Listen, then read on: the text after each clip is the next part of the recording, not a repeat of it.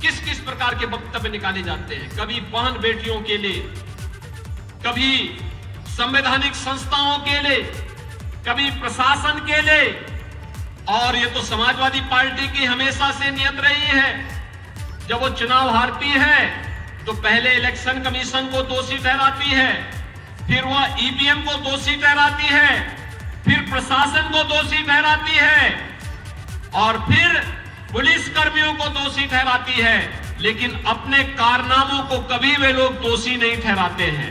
भाइयों बहनों, अगर अपने कारनामों को दोषी ठहरा करके जनता के सामने माफी मांगते, हो सकता जनता जनार्दन उन पर रहम करती।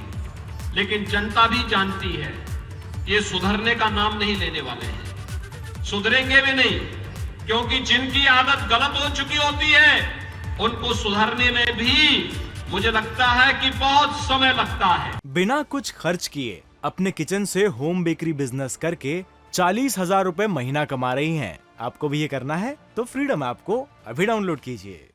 और वक्त सबको सुधार देता है, और इसलिए भाइयों बहनों, मैं आज आप सबका अपील करने के लिए आया हूं कि आकाश सक्सेना आपके बीच में रह करके कार्य करेंगे। आकाश सक्सेना भारतीय जनता पार्टी के हमारे जनप्रतिनिधि और पदाधिकारियों के साथ मिलकर के यहां के व्यापारियों, यहां के उद्यमियों, यहां के हस्तशिल्पियों, यहां के कारीगरों, इन सब के साथ मिलकर के रामपुर को उसकी पुरातन पहचान दिलाने का काम करेंगे, विकास की प्रक्रिया को आगे बढ़ाने का काम करेंगे, और विकास ही परिवर्तन का कारक बनेगा। विकास ही हम सबके जीवन को स्वावलंबन की ओर अग्रसर बढ़ाएगा। विकास ही रोजगार का सृजन करेगा, हमारे इन नौजवानों के हाथों को कार्य देने का कार्य करेगा।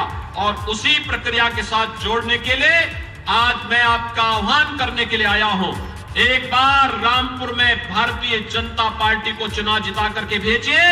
भाइयों बहनों, विकास की गारंटी भारतीय जनता पार्टी आपकी लेगी, और विकास के मामले में आप भी देखेंगे कि जो कार्य यहां पर बहुत पहले होने चाहिए थे, उन कार्यक्रमों को आगे बढ़ाने में हमें आप देखेंगे कि चंद दिनों के अंदर वे कार्य प्रक्रिया के साथ जुड़ते हुए विकास की एक नई प्रक्रिया और एक नई बहार के साथ रामपुर आगे बढ़ेगा। मेरी आप सबसे अपील होगी, 5 दिसंबर को होने वाले उपचुनाव में बार बार उपचुनाव से मुक्ति मिले। रामपुर में भारतीय जनता पार्टी के प्रत्याशी श्री आकाश सक्सेना को भारी बहुमत से विजयी बनाने की अपील आप सबसे करते हुए मैं अपनी वाणी को यहीं पे देता हूं विराम। आप सबको बहुत बहुत धन्यवाद देते हुए अपनी वाणी को मैं विराम देता हूं। मेरे साथ बोलेंगे भारत माता की, भारत माता की, भारत माता की।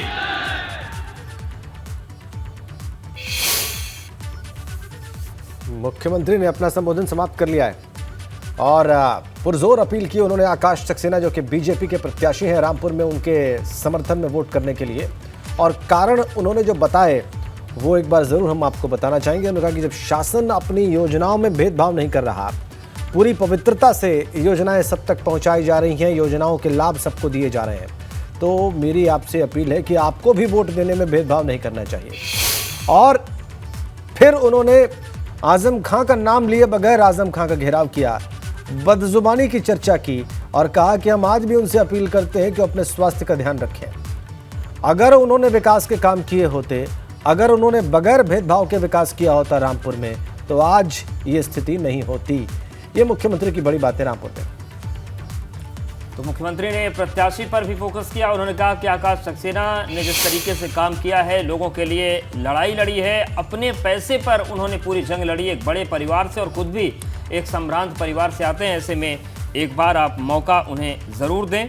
और मुख्यमंत्री ने यह भी कहा कि विकास यहाँ पर होगा और उसकी गारंटी भारतीय जनता पार्टी लेने को तैयार है। बस एक बार रामपुर में आप मौका दीजिए और आकाश सक्सेना को उपचुनाव में जिताइए।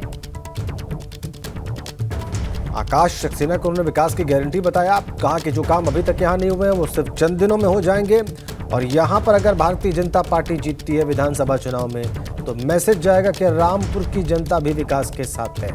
तो 5 दिसंबर को भाजपा के पक्ष में मतदान करें, यह अपील थी मुख्यमंत्री योगी आदित्यनाथ की मंच से वहां पर बैठे लोगों के लिए। बिना कुछ खर्च किए अपने किचन से होम बेकरी बिजनेस करके 40,000 रुपए महीना कमा रही हैं। आपको भी ये करना है तो फ्रीडम ऐप को अभी डाउनलोड कीजिए।